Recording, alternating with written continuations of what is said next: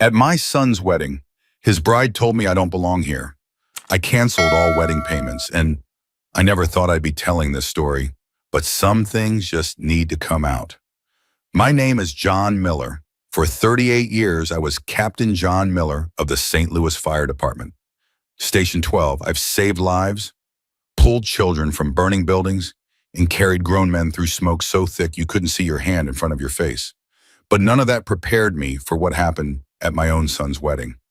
I raised Adam alone after Margaret passed. Cancer took her 3 years ago, though if I'm being honest, we started losing her long before that.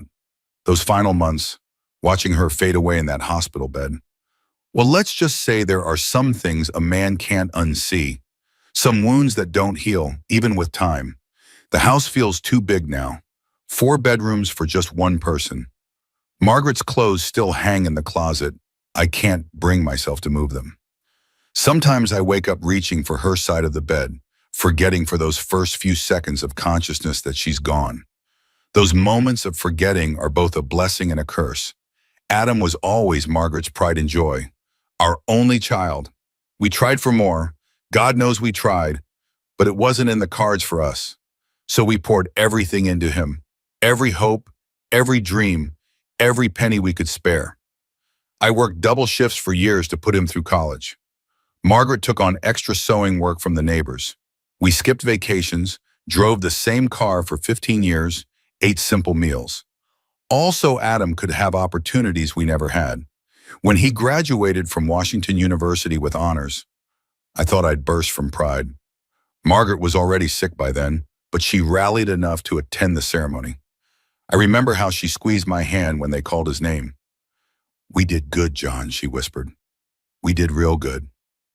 Adam met Kelly at some fancy marketing firm in Chicago where he landed after graduation. I never much cared for her from the start, if I'm being honest. She had this way of looking at you like she was calculating your worth down to the penny. But Adam was smitten, head over heels. When he brought her home to meet us, Margaret was already bedridden. Kelly spent exactly 7 minutes in Margaret's room before claiming she felt uncomfortable around sick people and retreating to scroll through her phone in our living room. Margaret, saint that she was, made excuses for her. "She's young, John. Death scares the young." I should have seen the warning signs back then, but a father wants his son to be happy. And Adam seemed happy, happier than I'd seen him since his mother's diagnosis. So I kept my reservations to myself. Even when Margaret passed and Kelly showed up to the funeral in a dress that would have been more appropriate for a cocktail party, even when she complained about the catered food at the reception, even when I overheard her asking Adam when they could leave because she was bored. Adam proposed to her 6 months after we buried Margaret. Called me up, excited as a little boy at Christmas. "Dad," she said, "yes, we're getting married next summer." I congratulated him, of course. What else could I do? Then came the talk about the wedding, big plans, expensive plans. The Plaza Hotel in downtown St. Louis, 5-course dinner for 200 guests, designer dress, top shelf open bar, live band, the works. "Son," I said during one of his visits home, "that sounds like an awful lot. Have you two saved up for this?" He looked at me with those eyes, Margaret's eyes. "Well, Dad, we were hoping. I know you and Mom always said you were saving for my future. And this is my future. With Kelly." The money, of course, the nest egg Margaret and I had scraped together over 40 years of marriage. The money that could have taken us on that European river cruise Margaret always dreamed about. The money that could have paid for experimental treatments when the standard ones failed her. The money I'd been living off since retirement, stretching it careful so I wouldn't become a burden to Adam in my old age. But what good was money sitting in an account while my only son wanted to start his life with the woman he loved? What would Margaret want me to do? "How much are we talking, son?" His voice got quiet. "About 60,000. I nearly choked. That was more than half of what Margaret and I had saved. But I looked at him, really looked at him, and saw how much this meant to him. I remembered the little boy who cried when he struck out in Little League, the teenager who worked weekends at the hardware store to buy his first car, the young man who held his mother's hand as she took her last breath. "All right," I said finally. "I'll cover it." The relief on his face was worth it, or so I thought at the time. The next months were a whirlwind of planning, or rather Kelly planning and sending me bills. I never saw most of the vendors or signed any contracts, but I wrote the checks, big ones. 5,000 for the venue deposit, 8,000 for the catering, 12,000 for the dress, 3,000 for flowers, 2,000 for invitations with real gold foil. On and on it went. I tried to be involved, to offer opinions when asked. I suggested the church where Margaret and I were married for the ceremony. That old place? Kelly had laughed. God, no, we're doing the ceremony at the Plaza Tua, much more elegant. I suggested Margaret's brother Robert, a minister in Colombia, to officiate. No offense, John, but we're having a celebrity officiant. This guy who was on that reality show Kelly loves, Adam explained. I suggested using Margaret's mother's wedding china for the cake serving. Vintage isn't really our aesthetic, Kelly said, not even looking up from her phone. Every suggestion brushed aside, every connection to Margaret or our family traditions dismissed. Still, I kept writing checks. 60,000 turned into 65, then 70. I started dipping into my retirement principal, telling myself it was worth it to see my son happy. The rehearsal dinner was scheduled for a Friday night at some trendy restaurant downtown that charged $28 for a hamburger. I arrived early, dressed in the new suit I'd bought specially for the occasion. Navy blue with a subtle pinstripe. Margaret always said blue brought out my eyes. The place was decked out in what Kelly called minimalist chic. Lots of white flowers, crystal vases, and candles that smelled like nothing I could identify. Kelly's parents were there, dripping in designer labels. Her father, Bradley, was some big-shot investment banker from Chicago who hadn't stopped checking his phone since I arrived. Her mother, Vivian, had more plastic in her face than my credit cards. They barely acknowledged me beyond a cool handshake. Adam seemed nervous, flitting between groups, checking details with the event planner. He'd lost weight, too much. His suit, which had fit perfectly at the fitting I paid for, hung loose around his shoulders. There were shadows under his eyes. I found a quiet moment to slip him an envelope. Inside was a check for $10,000, the last of my accessible savings. A little something extra for you two to start your life together, I told him. He hugged me then, quick and hard. Thanks, Dad, for everything. I know this hasn't been... I know Kelly can be a lot sometimes. Before I could respond, the wedding planner, a rail-thin woman with a severe bob and a clipboard, clapped her hands for everyone's attention. All right, everyone, let's get into position for the rehearsal. Wedding party up front, family members where I've placed your markers. I moved toward the front where the parents were supposed to stand. I had practiced my part, walking Adam down the short aisle before taking my seat in the front row. As the father of the groom, I had exactly one job in this elaborate production. And by God, I was going to do it right. I was almost to my mark when Kelly's voice cut through the murmur of conversation. Excuse me, John? What are you doing? Everyone turned to look.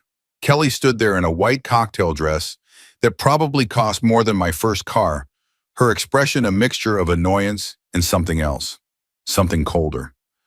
I'm taking my place for the rehearsal, I said, confusion creeping in. Kelly gave a little laugh that didn't reach her eyes. Oh no, we changed the processional order. Adam's walking in with my parents now. More balanced, since I don't have a father figure to walk me down the aisle.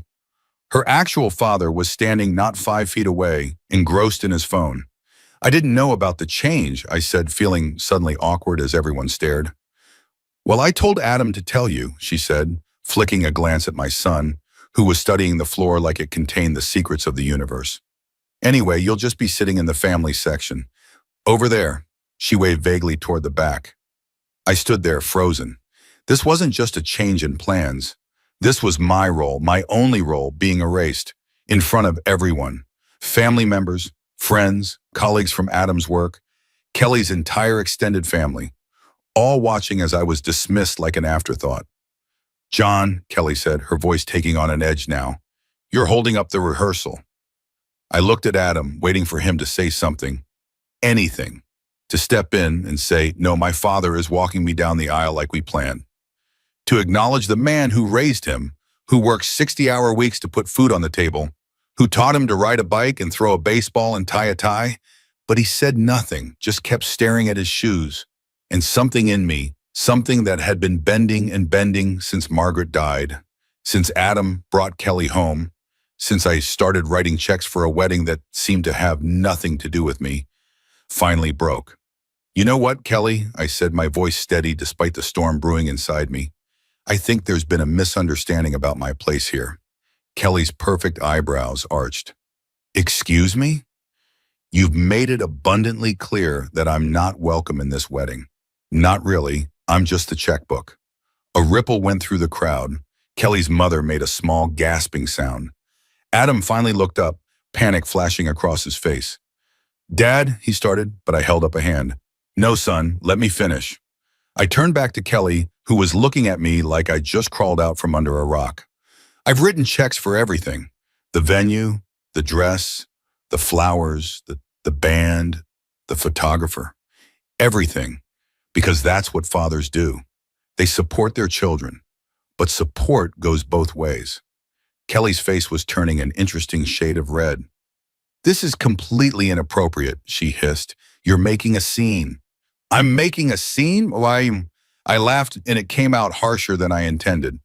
"Sweetheart, you just publicly demoted me from father of the groom to random guest in front of everyone we know. I think the scene was already in progress." Adam finally found his voice. "Dad, please, can we talk about this later?"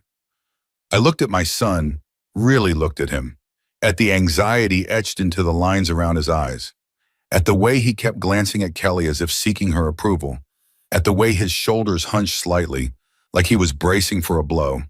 And in that moment, I saw what this relationship was doing to him. What she was doing to him, diminishing him bit by bit, just as she was trying to diminish me. "No, Adam, we can't talk about this later. Because later you'll have an excuse. Or Kelly will have an emergency. Or you'll be too tired. Just like all the other times I've tried to talk to you about what's happening here."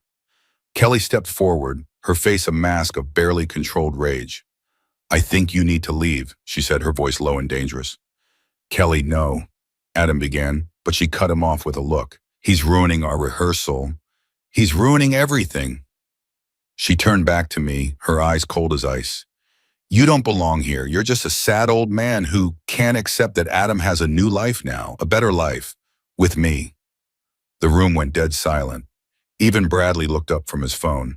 Kelly wasn't done. "You think we don't all see it? The way you cling to Adam? The way you try to insert yourself into our plans?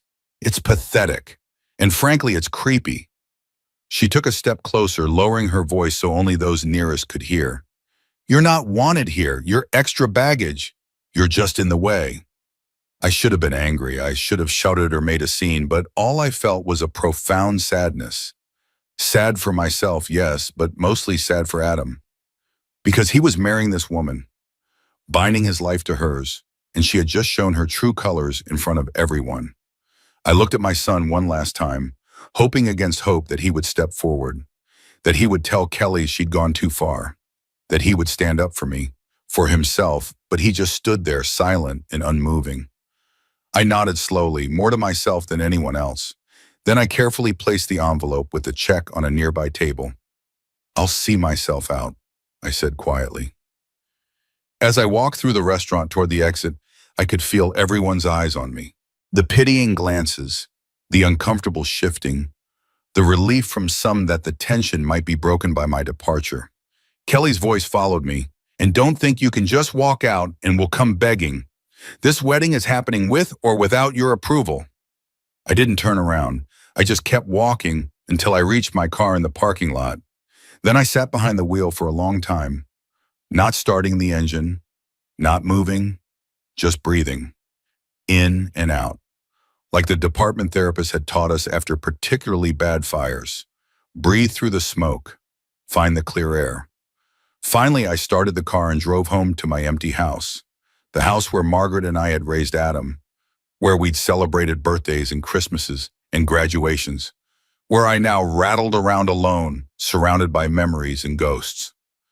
I walked into the kitchen and flipped on the light.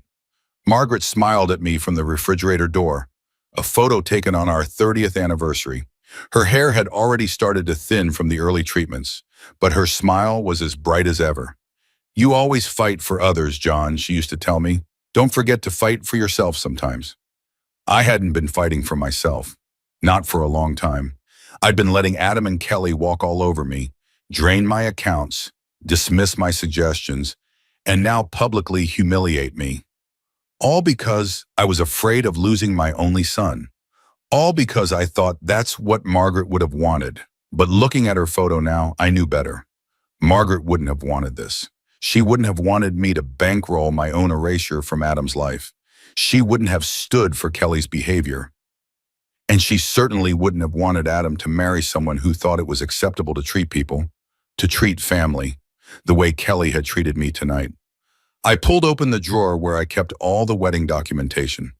Contracts, receipts, vendor information, everything meticulously organized because that's how I'd always been. Methodical, careful, the kind of man you want leading you into a burning building. I picked up my phone and started dialing. The first call was to the Plaza Hotel.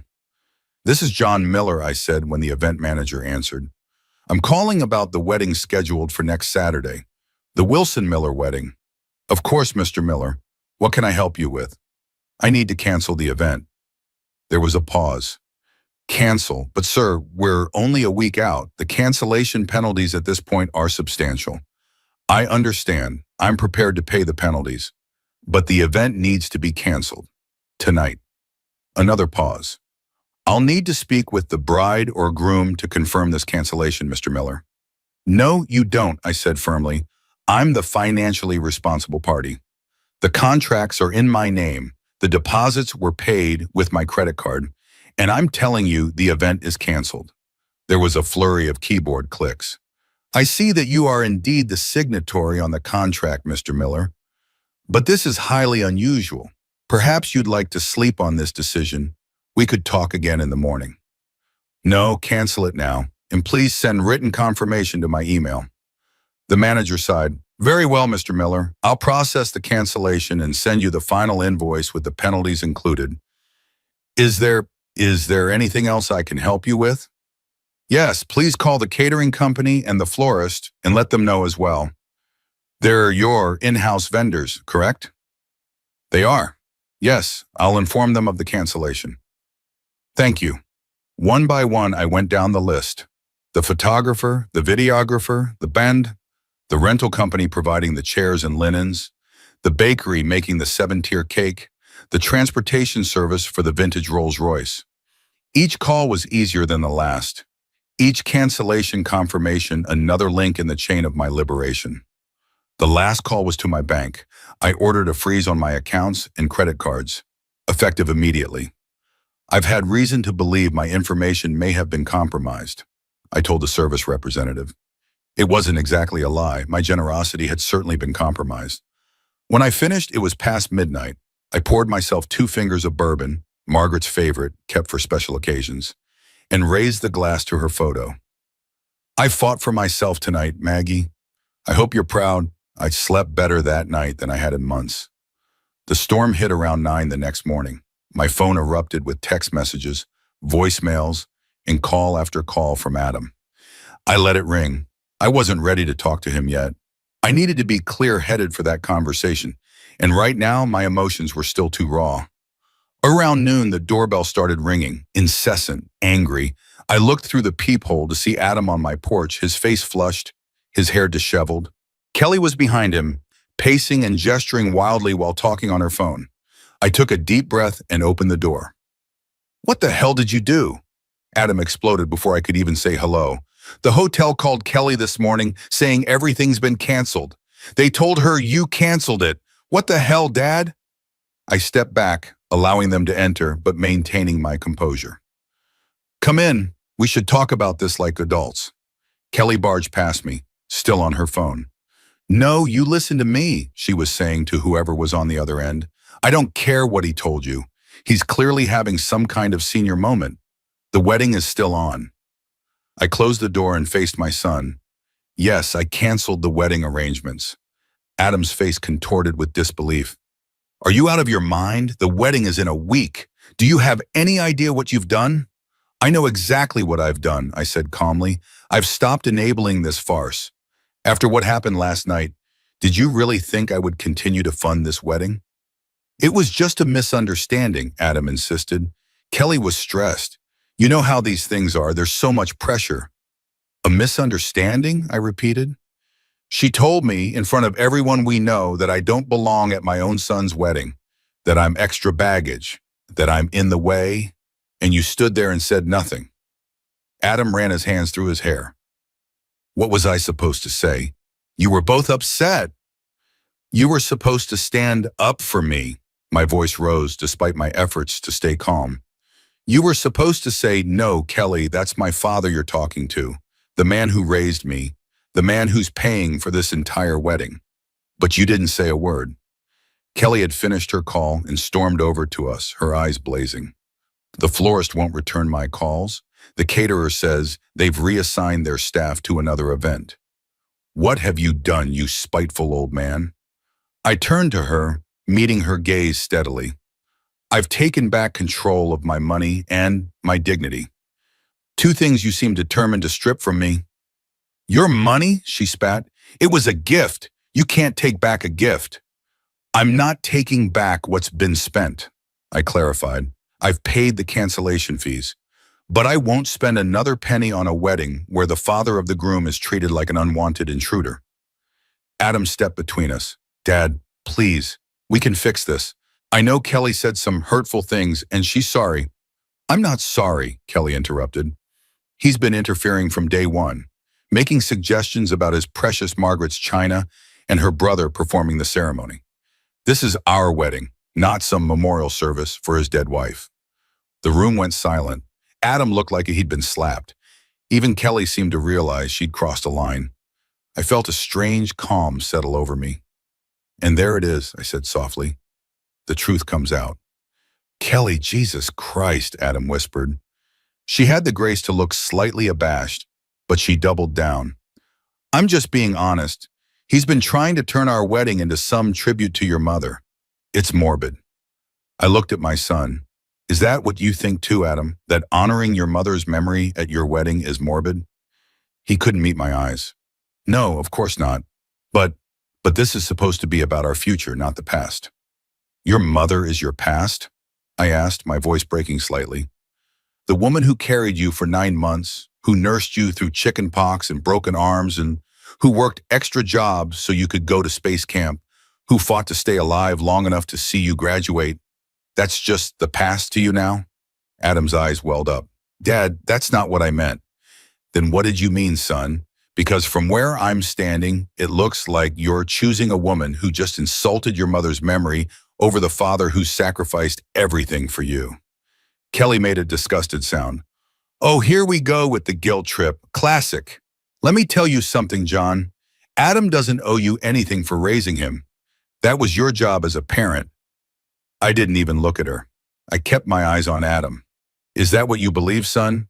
That a parent's love comes with no obligations? That family means nothing when it becomes inconvenient? Before Adam could answer, Kelly's phone rang again. She glanced at it and grimaced. It's the wedding planner. I have to take this. She stepped into the kitchen, her voice immediately turning sugary sweet as she answered. Adam sank onto the couch, looking suddenly exhausted. Dad, please. Just tell me how to fix this. The wedding is in 7 days. Everyone's already traveling. Kelly's family has spent thousands on flights and hotels. The wedding can still happen, I said, sitting down across from him. Just not the $60,000 extravaganza I was funding. Scale it back. Move it to a park or a backyard. Get a justice of the peace. Buy a dress off the rack. That's what real people do when they can't afford lavish weddings. He looked at me like I'd suggested they get married in a sewer. Kelly would never agree to that. You know how important this wedding is to her? More important than treating people with basic respect? More important than your relationship with your only living parent? Adam buried his face in his hands. You don't understand. Her family has expectations. Her friends are all having these amazing destination weddings. She's been planning this her whole life. And what about you, Adam? What do you want? He looked up, confusion crossing his face, as if the question had never occurred to him. I want Kelly to be happy. Even at the expense of everyone else's happiness? Even at the expense of your own? Before he could answer, Kelly stormed back in, her face a mask of fury. The wedding planner quit. She says she can't salvage this disaster with only a week to go. All our vendors are booked. Do you have any idea what you've done? She was screeching now, all pretense of sophistication gone. You've ruined everything. I stood up, my patience finally at an end. No, Kelly, you ruined everything when you decided to treat me like garbage. When you decided that my money was welcome, but I wasn't. When you insulted my late wife, Adam's mother, in my own home. She turned to Adam. Are you going to let him talk to me like this? Do something. Adam looked trapped, his eyes darting between us. Kelly, maybe we should just... No, she cut him off. There is no maybe here. Your father deliberately sabotaged our wedding out of spite. He needs to fix this now. I shook my head. There's nothing to fix. The wedding, at least the wedding you were planning, is canceled. Accept it and move on. Kelly's face contorted with rage. She grabbed her purse from the coffee table and began rifling through it. Fine. If you won't fix it, we will. She pulled out a credit card and thrust it toward Adam. Use your emergency card. We'll put everything on this until we can sort out this mess. I recognized that card, the supplementary card I'd given Adam years ago for genuine emergencies. Connected to my main account, the account I'd frozen last night. That won't work, I said calmly. Kelly's eyes narrowed. What do you mean it won't work? I froze all my accounts last night. That card has been deactivated. Adam looked stricken. Dad, you didn't. I did, and while we're on the subject of my money, perhaps you'd like to explain the $25,000 charge to the Four Seasons Bora Bora that appeared on my credit card last month. The one I didn't authorize. Adam paled. Kelly's face went blank, the particular blankness of someone caught in a lie who's frantically calculating their next move. I don't know what you're talking about, she said finally. Really? Because the booking confirmation was sent to your email, Kelly, with a copy to Adam, for your honeymoon, a honeymoon you never mentioned to me, despite the fact that apparently I was paying for it. Adam looked sick. Kelly, you said your parents were giving us the honeymoon as a wedding gift. She flushed. They were going to, but then Daddy had some investments that didn't pan out, and they couldn't afford it anymore. I was going to tell you, but then I saw John's card sitting on the counter when we visited that weekend, and I thought he wouldn't even notice. He has so much money just sitting there while we're trying to start our lives together. The betrayal hit me like a physical blow. You stole my credit card information? You charged $25,000 without my knowledge or consent? It wasn't stealing, Kelly protested. Your family. Family helps family. I turned to Adam, who looked like he might throw up. Did you know about this, son? He shook his head slowly. No, I swear, Dad.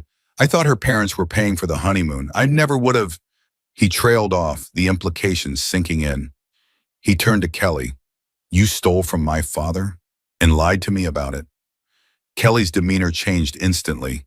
Tears welled up in her eyes. I just wanted us to have the perfect honeymoon. Is that so wrong to want the best for us? Your father has all this money, and what's he doing with it? Nothing, just sitting in this depressing house with his depressing memories. I'd had enough. I think you both should leave now. No, Adam said, his voice firmer than I'd heard it in years. We're not done talking about this. Kelly, what else haven't you told me? She wiped away tears that I was increasingly certain were manufactured. Nothing. God, you're acting like I committed some huge crime. It was just a little white lie to give us the honeymoon we deserve.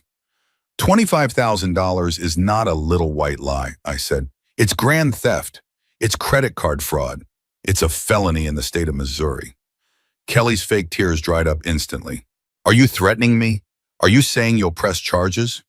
I'm stating facts.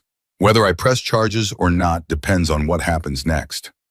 Adam stood up, his face hardened with a resolve I hadn't seen since he was a teenager. Kelly, I think you should go wait in the car. I need to talk to my dad alone. For a moment, I thought she might refuse, but something in Adam's expression must have warned her that pushing now would be a mistake. Fine, she snapped, but this isn't over. She grabbed her purse and stomped out, Slamming the front door behind her, Adam and I stood in silence for a long moment. I didn't know, he said finally, his voice small, about the credit card, about any of it. I swear, Dad. I believe you, son. He sank back onto the couch, looking suddenly much younger and more vulnerable. What am I gonna do? The wedding's off. All our friends and family are already making travel plans. Kelly's family has booked non-refundable flights. It's a disaster. I sat down beside him. It's only a disaster if you let it be. Call everyone. Explain that there's been a change of plans. These things happen. Kelly will never forgive me if I cancel the wedding. I chose my next words carefully. Adam, after what you've learned today, are you sure you still want to marry her? He looked up, startled. What do you mean? Of course I do. I love her. Do you, or do you love the idea of her? The version of Kelly she shows you when she wants something? Dad, because the Kelly I saw today is someone who thinks nothing of stealing from family, who lies to her fiancé, who tries to drive a wedge between a father and son, who disrespects the memory of your mother. Adam flinched at each point, but he rallied. She's under a lot of stress with the wedding. She's not usually like this, isn't she? Think carefully, son. Is this behavior really new, or have there been signs all along that you've chosen to ignore? He was silent for a long time, and I could almost see the wheels turning in his head. Memories being reevaluated, incidents being seen in a new light. Even if what you're saying is true, he said finally, I can't just call off the wedding. It would humiliate her. It would humiliate me. More humiliating than marrying someone who would steal from your father. More humiliating than discovering even more unpleasant surprises after you're legally bound to her? He had no answer for that. Son, I said gently, your mother and I only wanted one thing for you. Happiness. Real happiness. Not the kind that comes from impressing other people or keeping up appearances. If Kelly truly makes you happy, if you can honestly say that you want to spend your life with a woman who treats people the way she treated me last night, then find a way to have your wedding, a simpler wedding within your own means. But if there's even a shadow of doubt in your mind, then maybe this canceled wedding is the wake-up call you needed. Adam's phone buzzed. He glanced at it and grimaced. Kelly's getting impatient. She'll have to learn patience eventually, I said. Better now than later. He stood up, uncertainty written all over his face. I need to think about everything. I need some time. Take all the time you need, I'll be here. After he left, I sat alone in the quiet house. I didn't regret what I'd done, not one bit. But I worried about what would happen next. Would Adam find the strength to see Kelly for who she truly was? Or would he cave to pressure and resentment? I didn't have to wait long for my answer. The social media storm began that evening. Kelly, it seemed, had decided to take her grievances public. Post after post appeared on her accounts, painting me as a vindictive old man who'd sabotaged their wedding out of jealousy and spite. Adam's father couldn't stand to see his son happy, she wrote. So he canceled everything a week before the wedding. Who does that to their own child? Her friends rallied around her, sharing and commenting. So toxic. Narcissistic behavior. You're better off without him in your lives. I stayed off social media, always had. But Adam called to warn me. She's on a rampage, Dad, telling everyone who'll listen that you're mentally unstable, that you've been acting erratic since Mom died, that you're trying to control me. And what do you think, son? He sighed heavily. I think I'm seeing a side of Kelly I never wanted to acknowledge before. It was a start. The next day, things escalated. Kelly's mother called me, her voice dripping with disdain. John, this childish behavior has gone on long enough. You need to reinstate the wedding arrangements immediately and apologize to Kelly and Adam. That won't be happening, Vivian, I said calmly. Don't you understand what you're doing? The damage you're causing? Kelly is devastated. Her dream wedding is ruined. All her friends are talking about it. Perhaps Kelly should have thought about consequences before she stole from me and insulted me in front of an entire rehearsal dinner. Vivian's voice turned icy. We both know this isn't about that. This is about you being unable to let go of your son. It's unhealthy, John. Frankly, it's disturbing. Is that what Kelly told you? I asked. Did she also tell you about the $25,000 she fraudulently charged to my credit card for her honeymoon? Silence, then. I don't know what you're talking about. I think you do. I think you know exactly the kind of person your daughter is, and I think you enable her because it's easier than confronting her behavior. Vivian hung up on me. The calls kept coming. Kelly's father, her bridesmaids, even distant relatives of Adam's who'd been invited to the wedding, all with the same message. I was ruining everything. I needed to fix it. I needed to apologize and reinstate the wedding. I stood firm. 3 days after the blow-up, Adam showed up at my door again, alone this time. He looked terrible, unshaven, dark circles under his eyes, clothes rumpled. "Can I come in?" he asked. I stepped aside. "Of course." He walked into the living room and collapsed onto the couch. "I need a place to stay," he said simply. "I can't go back to the apartment, not with her there." I sat beside him. "You're always welcome here. You know that." That night, we ordered pizza and watched old westerns on TV, just like we used to when he was a teenager. We didn't talk much about Kelly or the wedding. There would be time for that later. For now, it was enough that he was home, that he was safe. Adam had been staying with me for 3 days when Kelly started demanding he return to their apartment. The texts came constantly, alternating between tearful pleas and vicious threats. I didn't pry, but I could see the toll it was taking on him. The way he'd stare at his phone, his jaw clenched, before silently putting it away. On the fourth morning, I came downstairs to find him sitting at the kitchen table, a small wooden box open in front of him. His face was ashen. "Son, what's wrong?" He looked up at me, his eyes haunted. "Did you know this was missing?" I moved closer and felt my heart stop. In the box was Margaret's engagement ring, the one she had wanted Adam to have for his future wife, the one I thought was still in my bedroom safe. "Where did you find that?" My voice sounded strange even to my own ears. "In Kelly's jewelry box." Adam's words came out hollow. "I went to the apartment while she was at work to get more clothes. I was looking for my grandfather's watch, and I found this."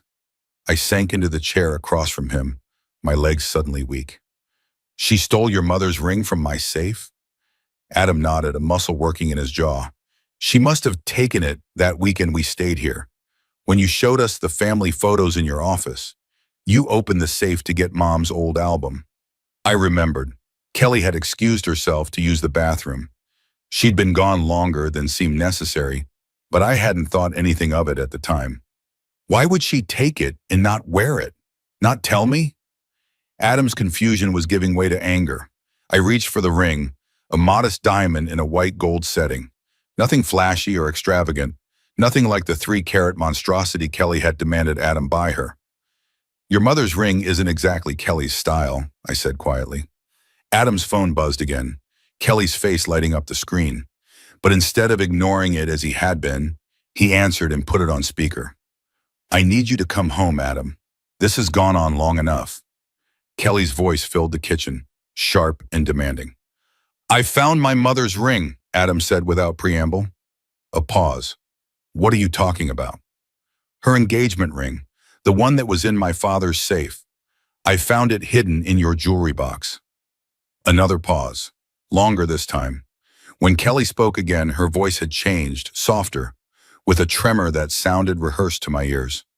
"Oh, Adam, I was going to surprise you. Your father gave it to me before all this unpleasantness. He said I should have it." My blood boiled, but before I could speak, Adam cut in. "That's a lie. My father would never give away my mother's ring without telling me, especially not to someone who constantly belittled her memory." "Adam, you're confused. Your father is turning you against me." "Stop lying!"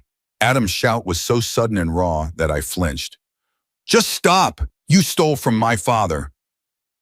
You stole my mother's ring. What kind of person does that?" "I took it because it should be mine." Kelly's facade cracked, her voice rising to a shriek. "I'm your fiancé, but all you and your father ever talk about is precious Margaret. Margaret's china, Margaret's favorite flowers, Margaret's brother. I'm sick of competing with a dead woman." The kitchen went silent. Adam stared at the phone, shock written across his face. I felt a cold rage building in my chest, but beneath it was something else. A profound sadness for my son, witnessing the final destruction of what he thought was love. You never had to compete with her, Adam said finally, his voice barely above a whisper. If Mom were still alive, she would have welcomed you into our family.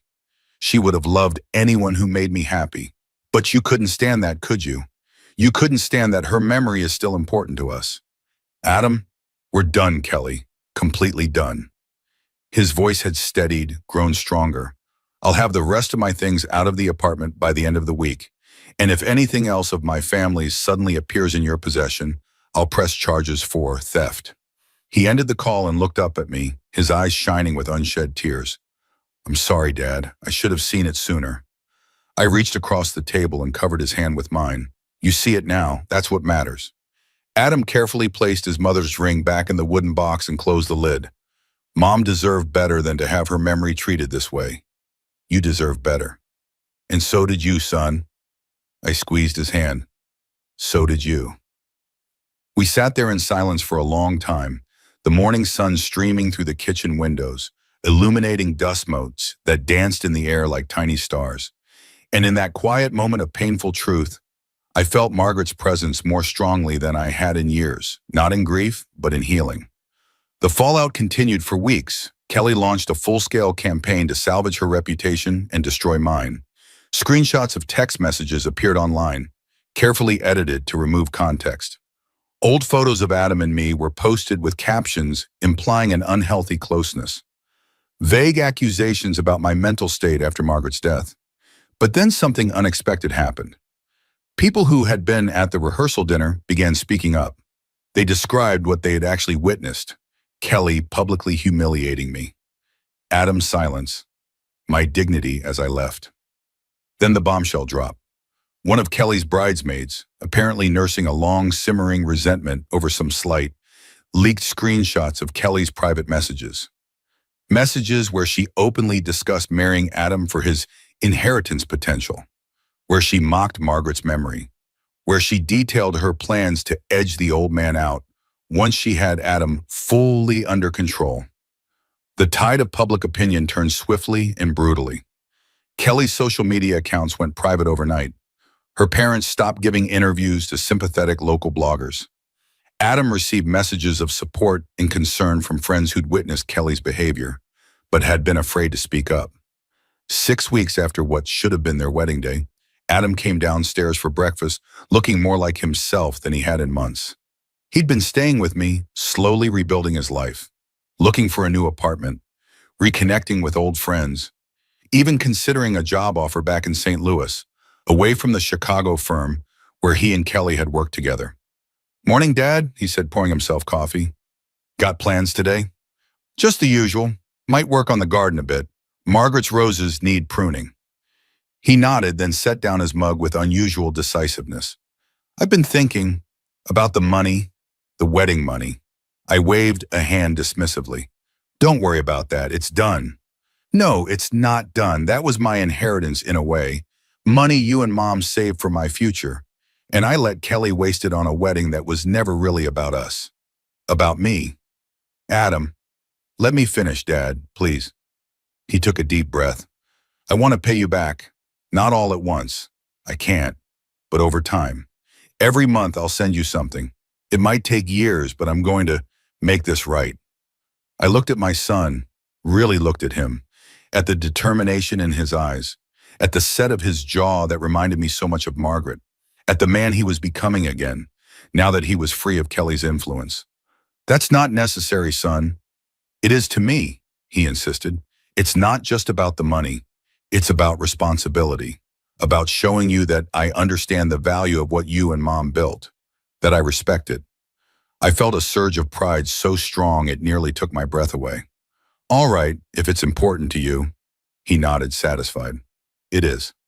3 months after the canceled wedding, I found myself standing at the counter of a travel agency. Yes, a brick-and-mortar travel agency. Some things are better done in person. How can I help you today, Mr. Miller? The agent asked. I'd like to book a cruise, I said, a world cruise. One of those long ones that goes everywhere. Her eyebrows rose slightly. Those can be quite expensive, sir, and they typically sell out a year or more in advance. I smiled. Money's not an issue, and I'm flexible on dates. I've waited a long time for this trip.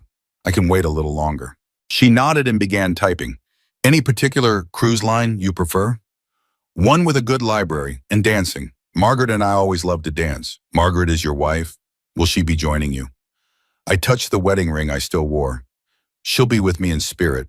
This was her dream trip. I'm taking it for both of us. The agent's expression softened. I understand. Let me see what I can find for you. 2 hours later, I walked out with a reservation for a 180-day world cruise departing in 8 months. It cost almost exactly what I'd originally budgeted for Adam's wedding. Somehow that felt right. A symmetry to things. A balance restored. I drove home, my mind already filling with images of distant shores and endless horizons, of standing on the deck of a ship under stars I'd never seen before, of finally having the adventures Margaret and I had always promised ourselves someday. Adam was supportive when I told him about the cruise. Mom would be thrilled, he said. You know she always wanted to see the world. You'll be okay while I'm gone? I asked. 6 months is a long time. He smiled, a real smile, not the strained one I'd grown used to seeing during his time with Kelly. I'll be fine, Dad. I've got a good job, good friends. I'm seeing a therapist to figure out how I got so lost with Kelly, and I'll meet you in a couple of ports along the way. We can explore together.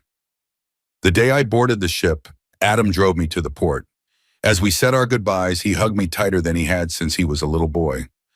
I love you, Dad, he said, and I'm sorry. No more apologies. I cut him off gently. We're past that now. Just be happy, son. That's all your mother and I ever wanted. I'm getting there, he promised. As the ship pulled away from the dock, I stood at the railing and watched St. Louis recede into the distance. The city where I'd spent my entire life, where I'd fallen in love with Margaret, where we'd raised our son, where I'd fought fires and saved lives and built a home.